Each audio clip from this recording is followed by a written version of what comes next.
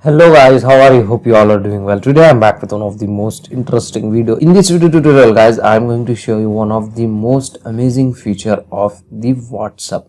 So the WhatsApp is rolling out the new feature. So with this help of feature guys, with this help of update, you can easily able to send the messages to your own number.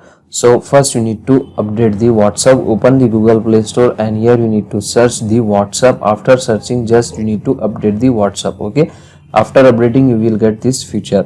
So after update was completed, open your WhatsApp like this. After opening, here in the bottom right side corner of your screen you can get the messages icon. Just tap on it, as you can see. So now here in the list of your contact, here you can get the your contact number which you are using, as you can see guys.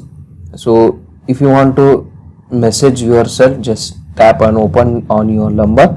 Now here you can easily able to send the messages to your WhatsApp own number. So this feature you can use as a notepad if you want to note down anything quickly and fastly. So at that time guys, you can easily able to use this feature. So this is the amazing feature. Okay, so that's it for today guys. It's a short and very simple video. Hope you enjoy this. If you enjoy, please guys don't go back without like, share and subscribe to our channel. Thank you very much.